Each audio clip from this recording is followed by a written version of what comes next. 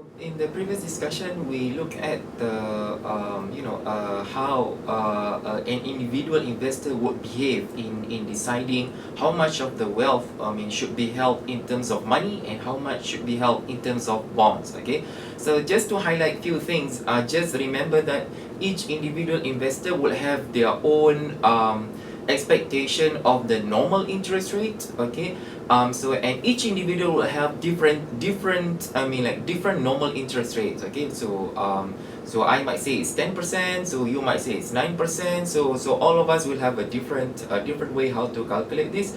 But however, if we try to collect all of these individual investors, we can somehow try to come up with the aggregate demand for speculative money.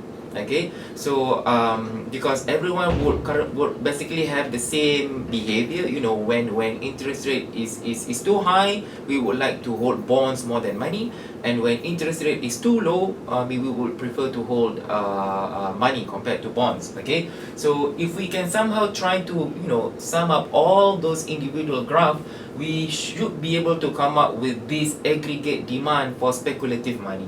Okay, so if we look here, when interest rate is so high, okay, so everyone would expect that interest rate is too high above the normal interest rate, so most probably interest rate will then go down. So when interest rate goes down, price of bonds will go up. When price of bond goes up, people will expect capital gain. Okay, so capital gain is profitable, so in that case people will like to hold bonds more than money.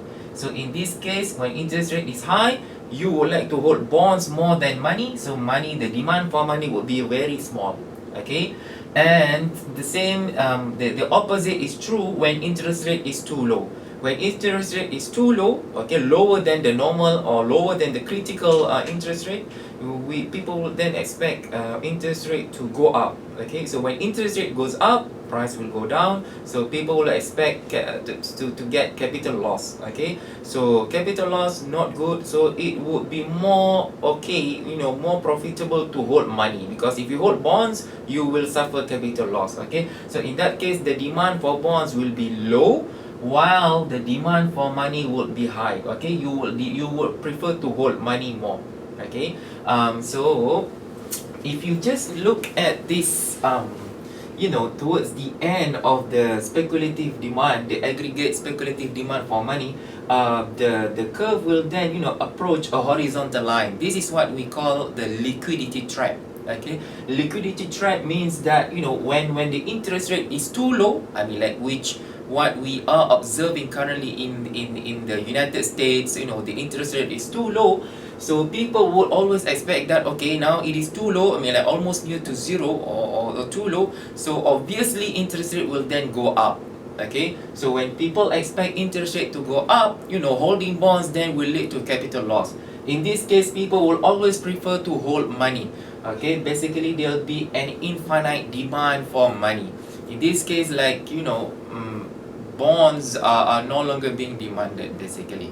Okay, so just take note how the relationship between money and interest rate. Okay, so by now you should already realize of a negative relationship between interest rate and the demand for money. Okay, so in that case, you should already know like how a change in money, okay, will then affect interest rate, which in the end will affect income.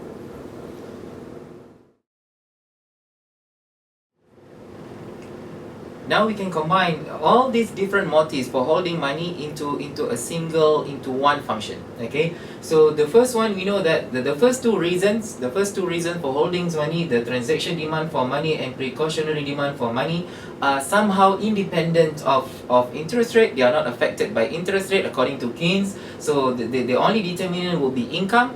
So M1, which is the transaction and precautionary demand for money, is a positive function of income. So as you have more income, you will spend more transaction, you will demand more money for transactional purposes. So that's why we kind of observe a vertical line, okay, which the transaction and precautionary demand for money is independent of interest rate.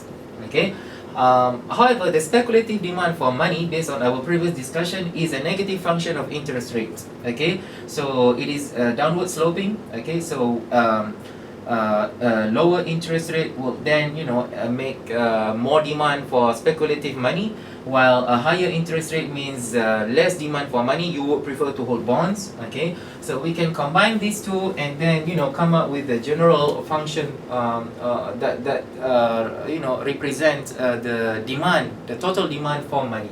We can combine these three reasons, okay, the three different demands for money, okay, into one function, which is the total demand for money, MD, is a function of two variables, income and interest rate.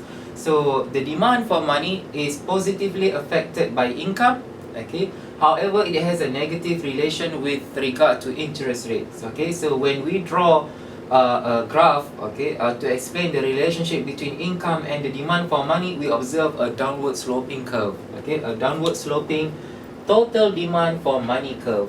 Okay, so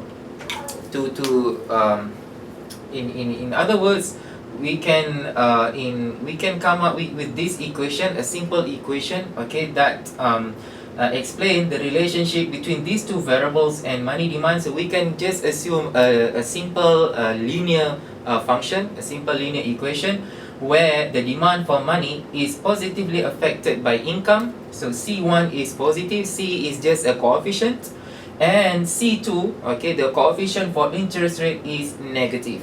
Okay, so as interest rate goes up, the demand for money will go down. Okay.